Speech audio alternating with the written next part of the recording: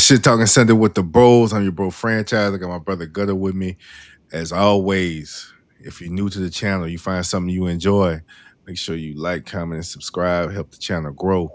I'm kind of high about this because at the time of taping here, I wasn't able to complete this Stuart Scott documentary, but I know you did, so I'll let you go in on it. But wanted to touch on Stuart Scott and I know you'll go in on the doc, and then his impact on pop culture and like us and like coming up, you know what I'm saying? In our, younger era. Man, well, first off, great documentary.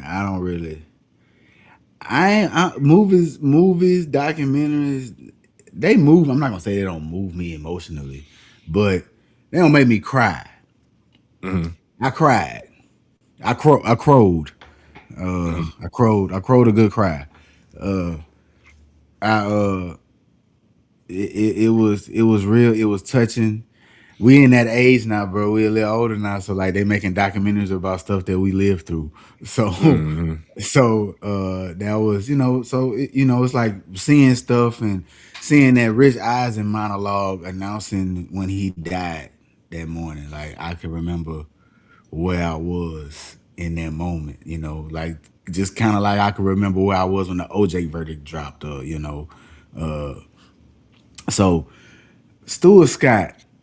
And for me personally, I have a degree in mass communications, broadcast journalism, Southern University. Shout out Stuart Hall.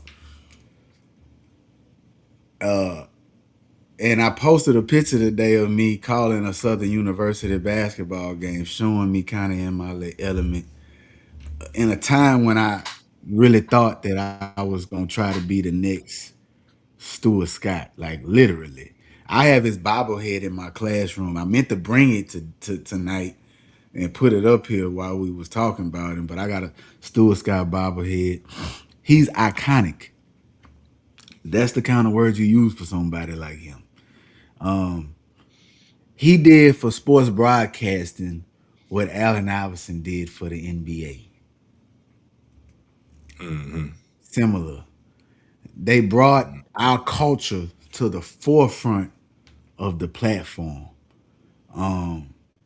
The documentary was awesome, man. It hit and I mean it only had so much time and so much space to talk about the man, but it hit on some key points that was great about him. And it also told some information that even I didn't know about him.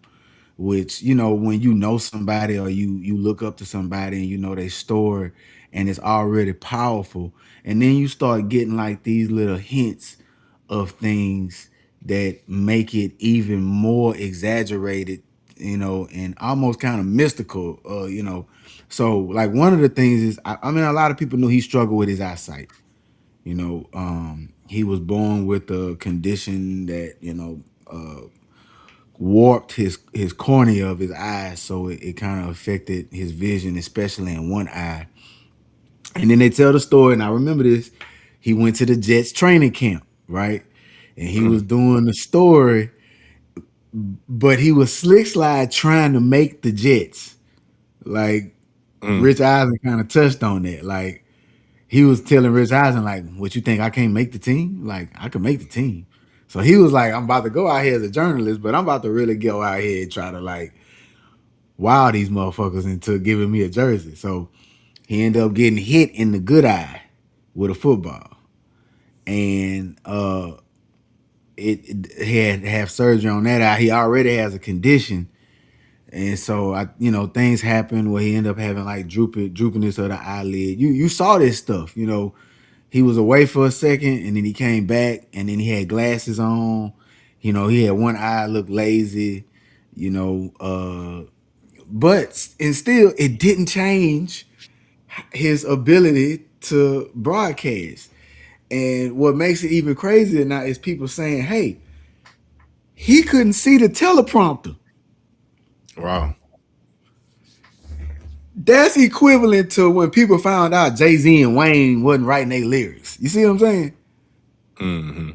That's the type of level from a broadcast journalist person, from someone who's worked for news stations and called games, man. I've been on ESPNU, I've been on CBS, all internship stuff.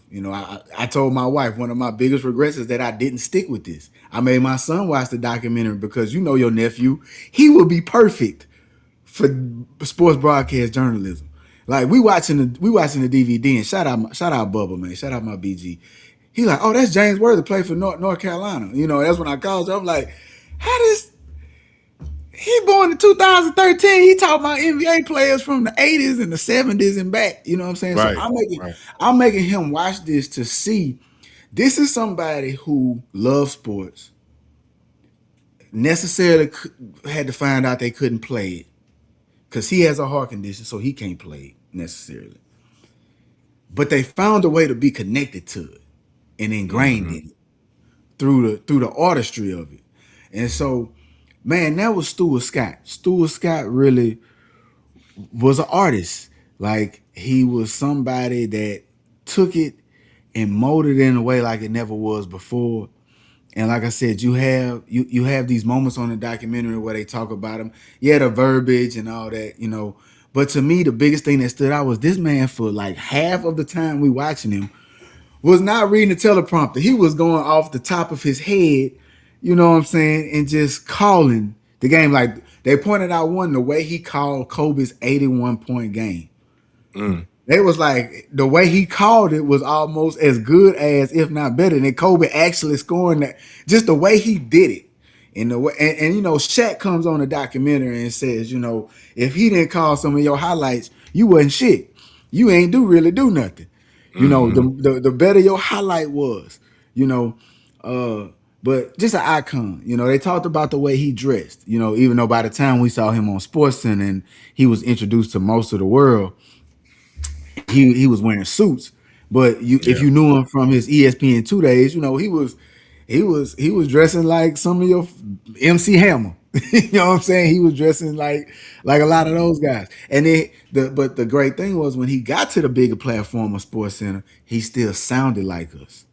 You Yeah. know, Pookie, Ray Mm-hmm. Ray, your mama and them. I know everybody. It's called Booyah. But to me, my favorite Stuart Scott was as cool as the other side of the pillow. Because Mm-hmm. and let me tell you something. They really kind of focused on baseball and basketball. But you want to talk about will make a baseball highlight live?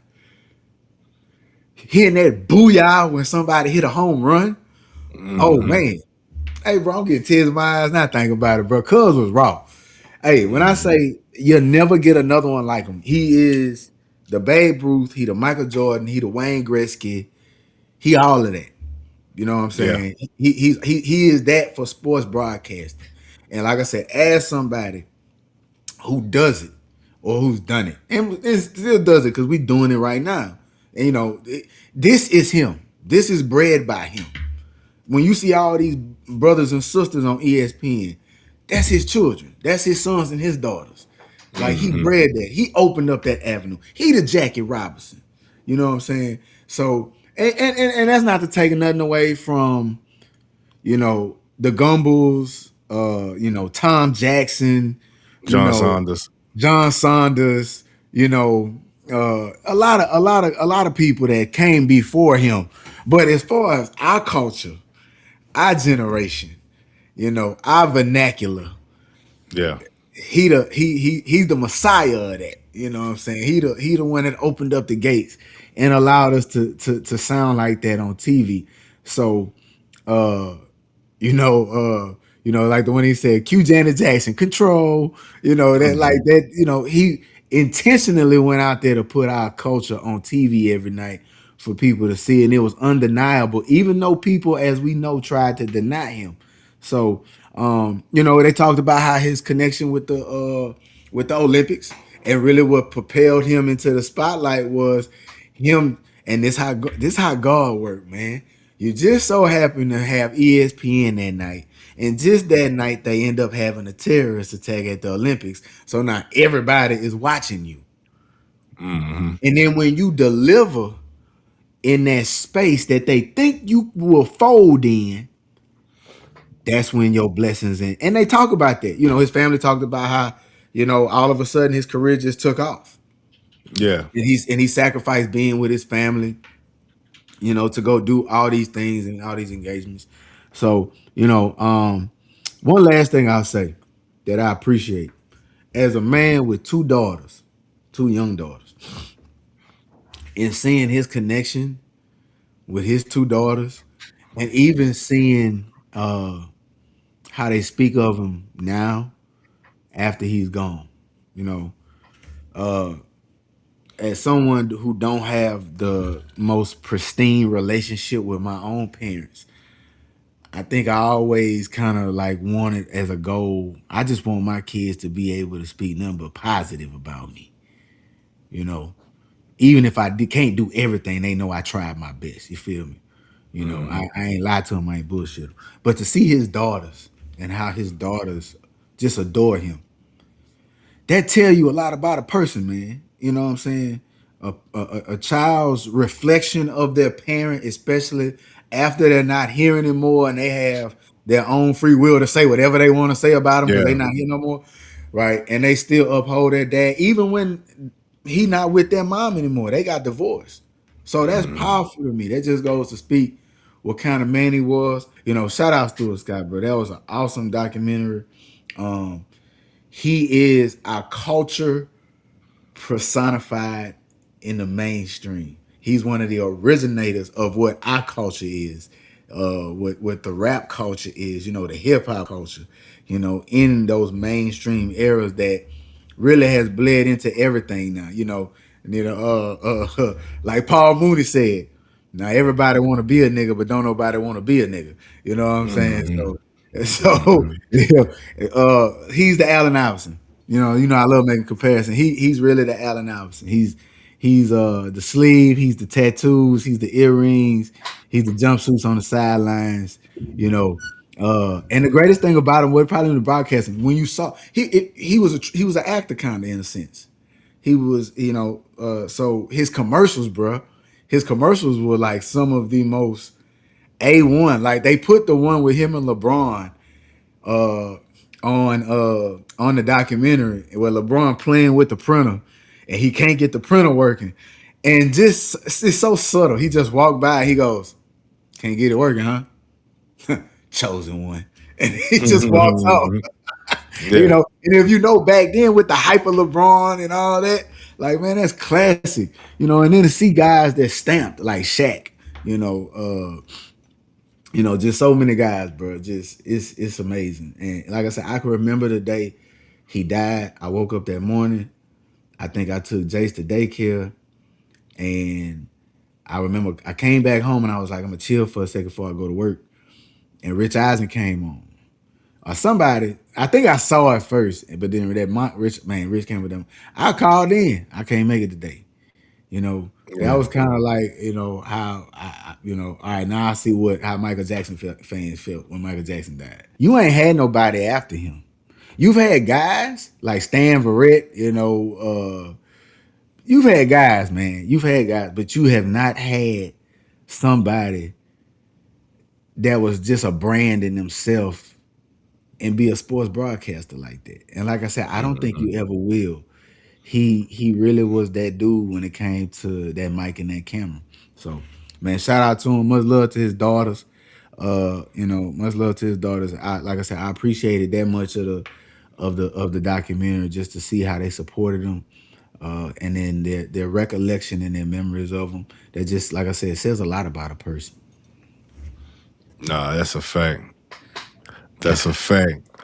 All right. Watching that just represent a whole time, though. You feel me? I you talked about the Olympic coverage, and that was in '96. So it made us think about that period, that era, even like everything of everything they had on Sports Center in that era. That is what I think of when I think of Sports Center. That era, the Stuart Scott, the Kenny Mayne, Oberman, Patrick, Eisen, Berman, and Tom Jackson on the prime time. Shit, Barry Melrose with the hockey. You know what I'm Yeah, saying? very railroad with the hockey in the Harold mullet. Harold Reynolds and Harold Reynolds and Paul baseball tonight. Baseball at Night. You know what I'm saying? Carl That's Ravitch. Paul Ravage. You know, Tim Kirchin was still there, probably. You know what I'm saying? Tim Curtin probably still there now. He's still there now. And even like that 96, we talked about this. That Now, 96 to oh six. are we talking just sports and broadcasting? Or are we talking? I think everything like Are because we if you talking? Are we just talking just life in general? life in general. Let's go back. You could go back. All right, we talking 96. So let's go back 10 years to 86. Yeah, we was born. How would you talk about the 80s? Could you talk about the 80s in strictly a positive? Because we talking about the late 80s. No, you can't, because you can't talk about the 80s without talking about drugs. Well, I think people who probably like if I ask my dad about the 80s, he probably talk about the business positive. Like if you was living and moving and grooving in that bitch, you might yeah, cause shit, they You had might have drugs said in the 90s. you probably grooving from around some drugs. Yeah, yeah. I mean, fuck. Nigga was doing drugs in 04, so you know what I'm saying? So it depends on, so like an older generation might All disagree with right, this but and I'm might feel saying, all like right, so just go back to the previous generations. You got drugs, you got war. Uh, but not. What I'm saying is the 80s was different now with the crack. It was a crack epidemic, like so it was different. mm, Uh, you go back to the 70s, 60s, 50s. You got war and depression and racism.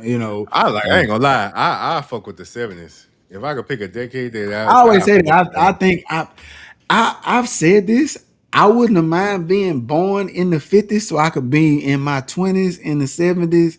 And I feel like if you was in your 30s, in your mid 30s, during the mid 80s, you was old enough that you missed that crack shit. You was old enough to know that I'm not fucking with that shit.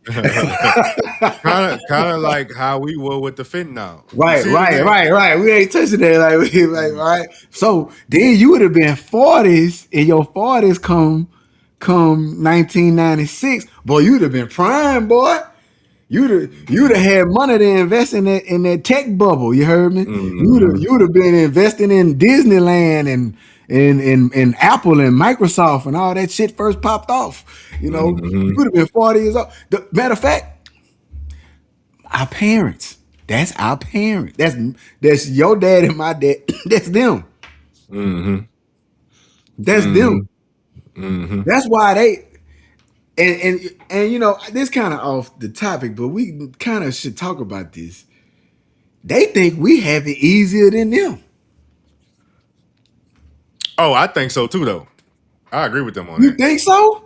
Hell yeah, this ain't, man. Niggas don't have to, man. This shit cake. No, I'm not. I'm not talking about. I'm not talking about like from when they was young. I'm talking about to now, like the 90s. This is what I'm saying. If that's the best 10-year period, that what we talking right Mm-hmm. then back then was easier than it is now. No, not for as ease, for as quality of everything being put out. That's what I mean. Not for as ease. I think this I easier than think them them. two. Okay, I think them two things are tied in. Because the quality, this it's so easy to be whatever you want to be now. That's diluted the whole quality. Okay, I get what you're saying. Yes, but I'm talking about from take the entrepreneurial thing out of it. Okay, you just a 9 to 5 worker. It's not easy from that standpoint. Yes, access to things. Yes, I get what you're saying. Access to wealth is easier, but it's Yeah, also it's and to see the thing that also conflates it is it's also more people. You got to think these time periods is more people. So yes, it's more access, but it's also more people. yeah, but I still feel like it's easier. All right. Well, Uh, here's my argument that is that back then in the 90s, especially like 96, look at the price of houses and cars as against the wages. yeah, but these niggas was getting like 40 bands a year, bro. Like Yeah, you know what I'm and saying? cars was 20,000. That's what I'm saying. So if you take if you go position for position, most cases, Niggas making way more than they was at that point. So I get the inflation, but Not for it my pretty much not for my balances out. profession. Well, Not for my profession. This is what I'm talking about. yeah, but This is, you can't just say that one profession though. That's what I'm saying. You but see what I'm my saying? profession is a lot of other professions though.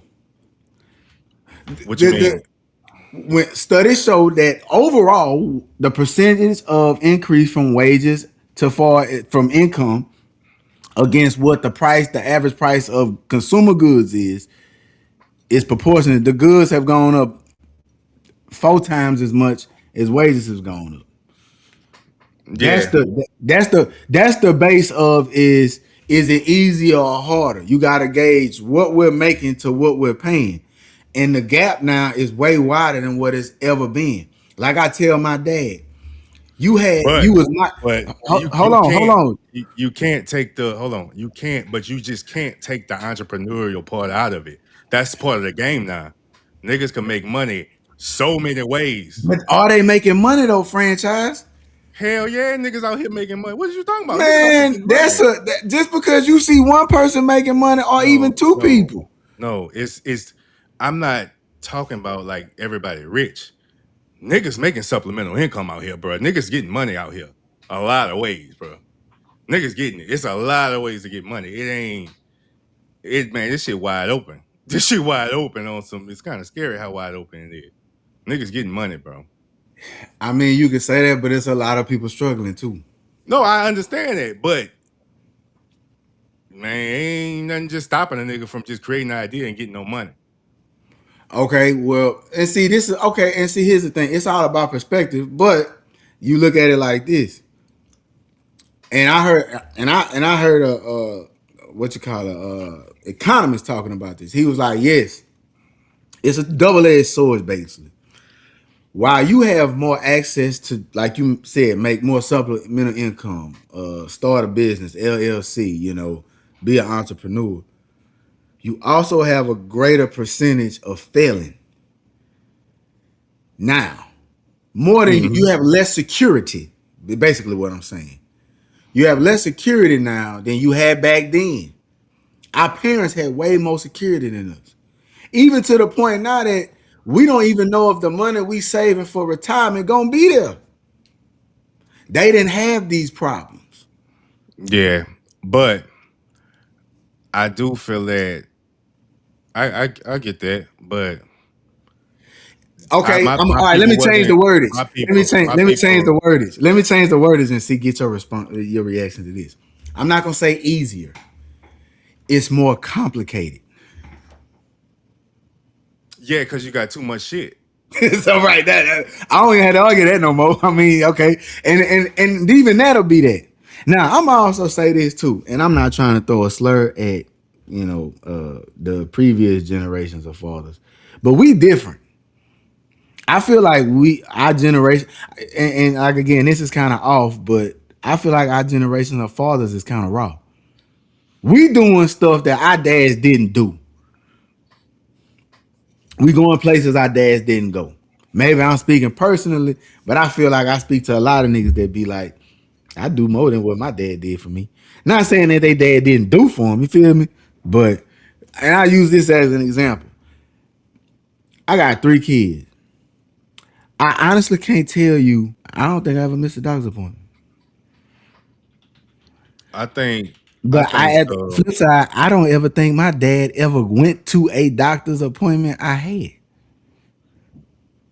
yeah, I think that shit was like it was more like certain shit just felt gender roles then I was about to as say that. opposed to now. But I think the main thing that the fathers now do is the fathers now are way more emotionally intelligent than I think past generations. I think without a doubt a contradiction. Cause niggas just was coming on some fuck all that. Kids ain't got no feelings. Stay in a child's place. Do as I say as you know what I'm Stop fucking saying. crying. And like I think niggas really be tapped in with their children. Like I think in a higher number. And you know, still got niggas who be whatever, Oh yeah, yeah, yeah, yeah, yeah. but I think at a higher rate, motherfuckers tapped in with their children, like for real, like Hey, but I think all of that also has to go. And like I said, I'm talking my generation, our generation, from that period that we talking about this on the screen, and that's what I'm saying. We really had like the apex of society. I feel like you know what I'm saying. Like we we are unique in that we grew up in a world before computers, before cell phones, before the internet. We grew up in a society that was based on interpersonal interaction. You had to be able to read. You had to be able to write. Yeah. We even took penmanship. We grew up. Someone taught us the correct way to write and hold pencils and stuff like that. Stuff that's archaic now to kids. Mm-hmm. We did all that, and then we watched the transition of society from that to one that was basically not fully dependent. If in our book, it's fully dependent on society. If you ask anybody our age, because this is fully dependent, Mm. especially where it's going now. Me as a teacher, I read stuff now and I just be like, this child got this off Chat GPT. Go back and do it again. And then now I make them write stuff with their hand. Mm. I don't even let you type nothing on the computer because you gonna do something. You gonna Google something even if you don't use Chat GPT, which is sometimes fine. You know, uh, like I say, this is the double edged sword of it again. I hate to use it twice, but uh, we had to go to the library and get books and read stuff and then put it all on paper. And they got a phone that they could do that with. And that's why I try to tell them, like, if you knew like I knew, you should know everything. But you see what? That's why I'm saying it's easier. You see how much access, the access standpoint is like niggas, But nigga. We used to, franchise, they not man. they not you. And I'm talking about the kids. I'm talking about the kids, dog. They don't be using it. They don't, in a lot of ways, they don't know how to use it. And now, Mm-hmm. here's the thing. I just taught a class on something called civic online reasoning. It teaches you how to decipher websites, even down to Instagram posts and comments, into how to tell if it's a bot, if it's a real comment, if they actually telling you the truth based on facts, all that type of stuff. I was part of a research group, all that. Mm-hmm. There's so much fake information on there now. Oh no, You that's see true. Yeah. that, and I'm gonna tell you, I do an experiment in my class. I do it the first couple weeks school start. Now I don't teach science, but I go in there and I tell them, I'm like, do you realize? Do you know why the sky is blue? And they all some of them say something that they heard somewhere, but it's boo woo woo whoop de woo. And then I tell them, I said, well, what is the Earth mostly consistent of? And somebody will be like water, right? Water. What color is water? Water is blue. So when the sun reflects off the water, the color gets contracted in the sky, and you see the reflection of that color in the sky. Oh, okay, yeah. It sounds legit, don't it? A little bit. I made that shit up. It's completely made up. In all actuality, facts show you that the way light is made scientifically, that light comes in, the sun is not actually yellow. The sun White. is white. Mm-hmm. White light consists of all colors. All the colors. Fact. So when the white light from the sun hit our atmosphere, the density of the atmosphere catches certain colors and misses certain other colors. So the wavelength of the color blue is just the right wavelength that it gets through the atmosphere. So we see a blue sky. That's the scientific actual reasoning for a blue sky. But I tell these little kids that it's blue because it reflects off the water.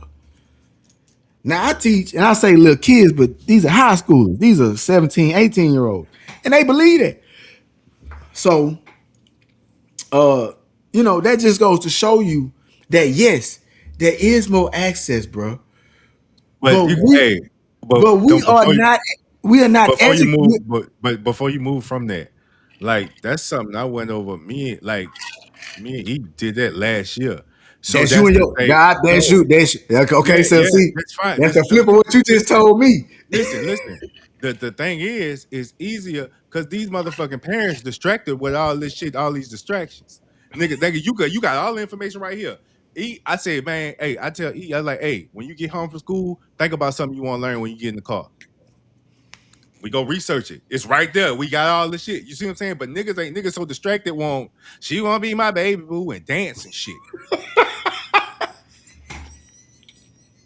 You feel me? Niggas want and I like Hey, have my but inner but child. see, Yeah, this go is ahead. what I'm trying to say. You are correct. There's more access. Fuck. Just like I said, there's more people, but people are not being educated. So they don't particularly have the access that's really there. They don't know what to do with the They access. That's don't what know you what mean. to do with it. Mhm. So yes, there is more access. So yes, so guess what? So you are looking at it like the ones who raised us, like our parents. And I understand that. I understand it. Like, I'm not mad at my daddy for, saying that. I get it. He like, hell, I ain't gotta drive around and go pay my bills. You pay them bitches from your phone. Life is easier. Like, I get it, my nigga. But Right. yes, it's so my rebuttal is yes, it's easy to pay them, but my nigga, them business is 1,000% higher. So that's what I'm saying when it's not as easy. So yes, it's more access, and I mean that's a a small example, but the kid is not learning it, dog. Like there's something else I teach where there's something called a Devil's Punch Bowl, where it said that I think I said this I might have said this on another episode Mhm. about the Union soldiers, right? And how we misinform people just with the with just people putting stuff on the internet. That's the thing about access. Yes, you have more access to learn information, but people also got more access to put bullshit out there. So now Mhm. somebody drunk uncle is on his couch full of Hennessy talking about the world flat, and some Mhm. idiot off there in his that don't leave his house and don't talk to nobody and touch no grass is like, you know what? You right, the world is flat. And then and then so, bruh, that my thing is, I really feel so. You feel like the quality is better. No, no, no. You feel like No, the that's what I'm quality is saying. worse. The quality is worse because of the The quality is access. worse. The quality is worse. So the quality is worse, and the prices keep going up. Cause nigga, the crazy thing, I feel like then you had to be like, I put it like this. I use a rap as an example. There was It's like gatekeeping. niggas was gatekeeping. Nigga, you would discover a nigga based on him being raw. The raw nigga get paid. Now it's like, I like this nigga personality. I like whatever he bringing to the table. You gonna get way more than niggas was getting back then for the same shit, and you nowhere near as good as a nigga. Oh nah, You nah. see what I'm saying? A gimmick will Again, get paid right before a raw rapper. I was talking about this shit. Oh, this probably about to go somewhere. I was talking about this shit. All right, this summer when they had I hate when they do shit like that. They do shit like this in sports. They be like, no rap songs in the top 40 of the Billboard I 100. Well, bitch, it's not a top 40, it's a top 100. But let's just take the argument. All right. You know what I'm saying? Like, but it's like, when did the decline? Well, streaming, right? Because everybody start wanting to, you got this microwave shit. But you know when the real decline happened? When niggas who couldn't rap start getting popping for rapping. All the niggas who couldn't rap, whether you was a dope nigga, whether you was an ex-football player who wanted to rap after you ain't play college ball no more like and had the what's his means to, name, Lil B. niggas who had the means to put the money into the shit, and niggas was already popular, whether you was trapping or whatever, and that quality wasn't good as the rappers, and then you came and tried to shit on the rappers like, I ain't no rapping ass nigga. You on a mic, you a rapping ass nigga. So you know what I'm saying? But the quality start, you know what I'm saying? They beat the quality down to now we here.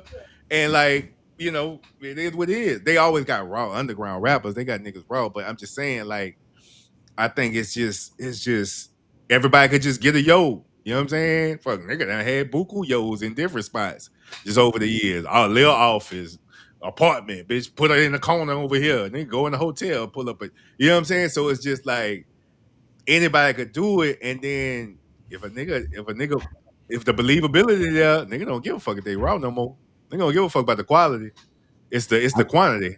If you look at it, you look back then in the '90s, especially the mid '90s on. You really, like you said, you had to be raw, but that wasn't even for rap. Like whatever it was you I did, feel like yeah. That's I just use that you example. I had agree. to be certified in what you did. Like right now, you got people that come on news stations and stuff and talk about stuff that they claim to be experts in, but they like you don't have a doctorate in it. You don't have no empirical evidence that you worked or did nothing in the field. You know what I'm saying? So you just somebody that got an opinion that the station like your opinion. They feel like it's clickbait. So like back in the day, like if you was talking about a subject, you had to write some books about the subject. Mm-hmm. Yeah, Not, author, New York Times bestseller was yeah, coming yeah, before yeah, your yeah. Now, name. now You it's know, now it's hey, you got John Smith on here talking about the fast food business. Is he an expert? Nah, but he ate a couple Happy Meals. yeah. So Well, his opinion. well, I guess the nigga is a subject matter expert if he done ate them bitches for 30 years. Yeah, That was a bad example. Huh? Like, study, yeah. studying them bitches. But Hey, no, bro. I understand what you mean. Like, you know what I'm But saying? like But it's so like, and I hate it, dog. Like it's expounded and is exponentialized in the rap game because the internet, like you said, you just put a song out on the internet and you blow up. Soldier Boy started all that crap. So you put that bitch on the internet. You could pay for some streams, pay for some bots, make it look like you popping. Then if you got the look and everything that come with the starter and kit, you don't have to really rap. Like I said, like remember how popular Ice JJ Fish was. yeah, dude, that was insane. And he was terrible on purpose. Yeah, yeah, People. It's almost hundred to the percent point like they like bad. They like on the terrible. low, on the low, bro, on the low, And gutter people like and you that. know what? I really feel like that's a self esteem thing because I feel like this generation, like I'm not even gonna go there about like how depression has been kind of branded. Like I feel like people are quick to say or quick to look for things that make them feel better about themselves. So that's why they celebrate Mm, failure. You know, that's why mm. like the not top 10 shit and watching people fail and watching people fuck themselves over has become Failure such is a celebrated. it Hmm. gets celebrated so much now because people want to feel like misery loves fucking company. Like, and Hmm. once you make that an economical standpoint, you realize, oh, I could really sell if I show people fucking up rather as opposed to show people winning. You know, Hmm. uh, like our generation, we celebrated winners. Yeah, it's Like, like the winner. like, like, look at Dion. Like, Dion would probably not make it in this generation because they would hate on him too much. They would think about it. Think about this. Think about this, gutter. Look what they doing to his son. Look what they no, but look at it. Look at it. Shador balling, but Out of his mind on the slick. but look what you just said. You know what nigga would have said in that era though? Yeah, he balling, but he lost. But you can't say that now unless and you hating if you say that now. But it's the truth. Nigga, Dan Marino, my favorite, like one of my favorite niggas ever, but he ain't gonna never get the credit. You ain't winning one. You ain't win one, bitch. Boy, they killed Dan Marino legacy behind now winning those Super Bowl. And he was like the coldest. He started lying and Yeah, shit, spraying that yeah, bitch. yeah. You know what I'm saying? But you They ain't win killed that bitch. that. Like, look how they do Charles. Look how they do Charles. Charles Barkley was cold. He They ain't get still no don't let Charles live that down, and he ain't never won no ring. because you from that era. Nigga ain't giving you no props, bitch. You ain't win no ring, bitch. You got an MVP. Oh, you got an MVP. You ain't win no ring. Like you said that's a hell of a point. Like niggas said, we celebrated the winners, We and celebrated it the wasn't winners. hating if you said, but he lost. It wasn't no hating. He lost. Before we get out of here, I know you want to touch on this Sherrone Moore shit. Oh my God. Man, you can have at it, brother. This nigga crazy. I don't even want to say it like that because we know what be happening. Man, come on, we know by Hey now. man, White, black, it don't matter what color, uh, what you are. right? Hey, bro, and look, I keep seeing that, and I'm not gonna lie, I was making jokes with somebody earlier, my wife, but whatever. Uh, but really, it's not a race thing because he was already married to a white woman, so Yeah. you know that's just who he was. Shout out ESPN. I don't know what that was, but uh, he was already married to a white woman, so obviously it wasn't a race thing. Like this nigga was just a cheater. Like I mean, but bruh, I'm gonna put it like this.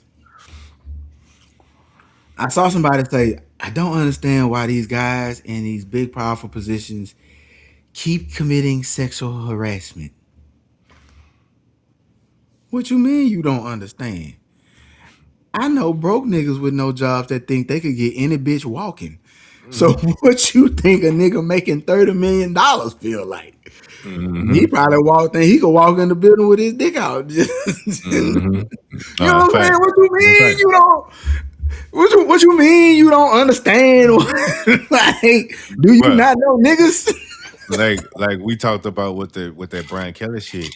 Man, these niggas, especially these college head coaches, these niggas be the most powerful niggas in that area, that Power. town. Like, man, shit. Man, you think they ain't trying to You something? powerful. You a celebrity. You on the news every day. You on TV. You got the money on. You That's the got that biggest money on. thing. You Yeah. got the money on. You eating out. You got that I'm eating out every night money. Then look, it ain't no quiet money, cuz everybody No. know. Everybody know. 6 years, 70 million. Yeah, right. Everybody know you got the Right, chicken. right, right, Everybody know you got that young. Like it's like they coming at you like you know what I'm saying? Like shit. right. I my biggest my biggest thing, cause like I say, what it teaches whatever, bro. I ain't even on that, but do you think I saw as a good question to bring to you. Like people, I saw Jamel Hill and she was online trying to be like, oh yeah, and then she brought the Bobby Petrino, Rick Boom Boom, all these white coaches did the same thing type of thing, and she was like, but the white coaches get second chances. But I'm like, well, I got an example. Ime Udoka, he did his thing in Boston, and that nigga, I feel like if you raw enough, you low key gonna get a You second gonna chance. get a second chance. Hey, bro.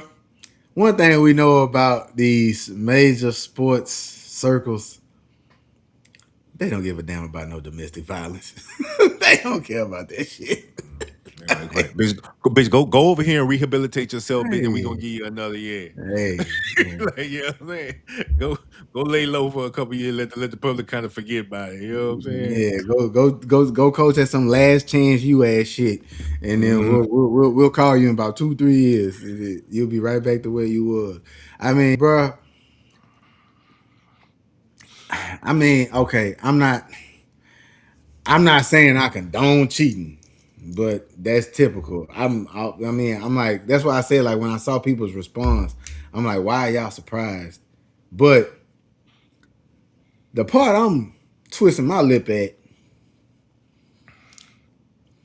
so you got fired, and in that moment, your biggest plan was to tell your wife you was gonna kill yourself, and then go and then try to kick the door down or breaking and entering whatever you did at the mistress house, and then tell her you gonna kill her and yourself. Come on, bro. Come on, bro. Nigga, you compounding this shit now, nigga. Right. Like, You made a 6 foot hole, a 12 foot hole. You double buried. Like yeah, like cause when you get arrested, now your mugshot floating with that. Now oh that now you mugshot got now you not about to get another job, my yeah. nigga. Now you cook. You Yeah, like yeah. man. Nobody wants you to be the face of their organization. Damn, that's a fact. Man, you could at least went and got a job at some piss poor community college in Mississippi or something. And I don't know. You could have did something, bro. I mean, because Somebody would have. you didn't commit no criminal crime. Mm-hmm. Mm-hmm. You mad you had a moral impasse. Yep. that what somebody told me one time. You can have student loans and buy a house because when you go to buy the house, 9 times out of 10, the person approving you for the loans, they got what? Student loans. They got student loans, and it's categorized as a different kind of debt. It ain't Mm-hmm. like credit card debt or nothing like that, right? So when you as a high profile what is it called, Power Five football coach, Mm-hmm. do something like Petrino and like this, and you cheat, okay, you gonna get fired, you gonna lose your job, but you're not about to be ostracized because guess what? The people who doing the hiring doing, they cheating too. like, like, nigga, nigga at the hey, table with him, man. Don't you just hate it when that happens? You hear me? They yeah, on man, that hey, type of man. time. Look, they like, hey, coach, look, coach, we understand. Look, hey, you're gonna love it here. Our bitches don't tell. They probably told Lane Kiffin some shit like, Right, because they got the exposed and Lane Kiffin after the fact. man, bro, come on, bro. I don't Hey, know how bro, that got just swept under the rug. He that bitch a G. He say, man, I'm ignoring y'all. what? I mean, I ain't say nothing about it. Don't address it. What's even rawer than that? You see how the family ignored it. Everybody ignored it. Everybody, everybody's on board. Uh, they just mad Hey, because we left. yeah, it just mad we left. Hey, but, bro, it's it come with the territory, bro. Like I tell, like I see women like I want a man with money, and with this, that, and that. Just understand what that come with when you got a man making, and I ain't talking about like no 100,000, 250. I'm talking about I know we what in you're the talking about. millions. I know what you're talking We in the tens of millions. about. And he always gone, and not even that, he's surrounded by women. And not no Rudy Poo women. He's surrounded by well educated, refined, highly upkept. Freaky.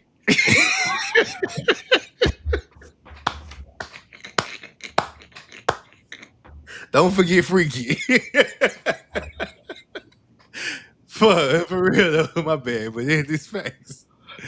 Oh my god. They're trying They to, be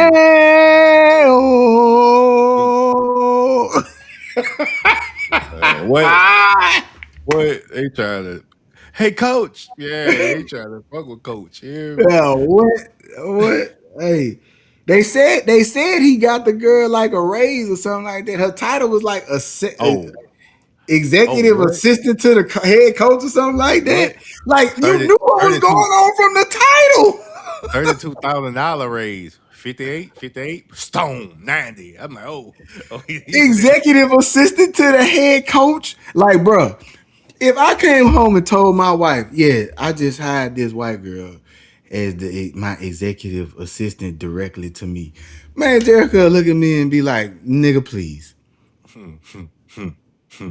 Bro, you could see it in the title, bro. Executive. That's like on the office, the regional assistant to the regional manager. Like this Mm, is like, come on, bro. We see what's going on here. Like, I mean, like I said, people. My thing is people bringing the race thing into it. Nah, I mean, unless you just want to say that he just like white girls. Obviously, his wife was yeah. white. It's not like and that's just go to show you back to what we was talking about. People don't utilize the internet the way they should. They just read headlines and then make assumptions. Mm. Because I saw people thinking that his picture with his wife, they thought that was the woman he was cheating They with. was No, that's yeah, his wife. yeah. Nah, you're right. He People ain't just cheating on no black woman with no white woman. This ain't that. hmm hmm That man hmm cheating on pink toe with pink toe. yeah. like, so he deep off in that water. Like, Mhm. can't win. Hey, can't win. What they said? Cat tried to told you. Shannon Sharp showed you. Right. Because according to the story, it got out that they had an affair.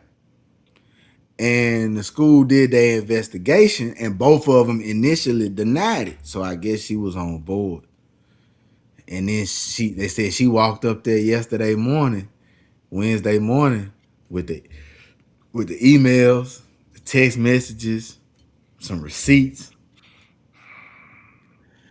I mean, I get the feeling, yeah, I'm about to kill this bitch. I get it. You want to. But Oh, no. see, I see now you're giving me all the whole play. It's like, yeah. He like, I'm about to go. Yeah, Yeah.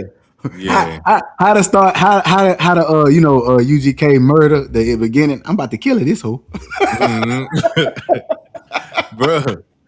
What the fuck? Oh Oh yeah, she Lord. did him dirty. They said she walked right up in there and was like, "Here you go," and he was fired immediately, straight from the president, not the elected director, the president. Yeah, man. Hey, I get the feeling that you're mad, bro. You're mad. You're upset. You're perturbed.